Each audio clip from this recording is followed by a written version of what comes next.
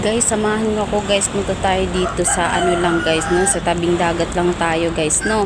Baka mamising tayo guys kung pupunta pa tayo doon sa gitna, yung nakikita yung may kahoy. So, wag talaga kayong pupunta doon guys, no? Kung taga dito kayo guys sa amin. Kasi baka mamising kayo guys. So ayan, sobrang lakas ng ano na ngayon guys. Sobrang lakas ng alon ngayon guys. Grabe, amihan lang yan guys ha. Ay, hindi dapat pala natin ninalang yung ano, amihan kasi para ding bagyo yan eh. Sobrang ano talaga.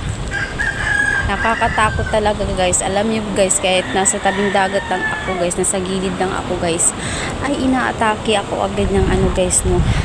Ano na agad ako guys, nag-anxiety na agad ako guys. Parang iniisip ko na agad guys, no, baka mamatay ako. Ayan guys, kaya hindi talaga ako pumunta doon sa may ano guys, no, kaya dito lang talaga ako sa gilid guys, no.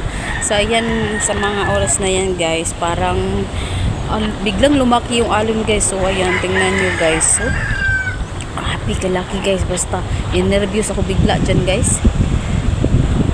So ayan guys, no, mag-ingat tayo ngayong araw guys, kasi ay naku, napakadelikado, lalo na kapag pumalaot sa dagat. Huwag mo na kayong pumunta sa dagat ngayon guys, kasi guys sobrang delikado ngayon guys. Ayan guys, no.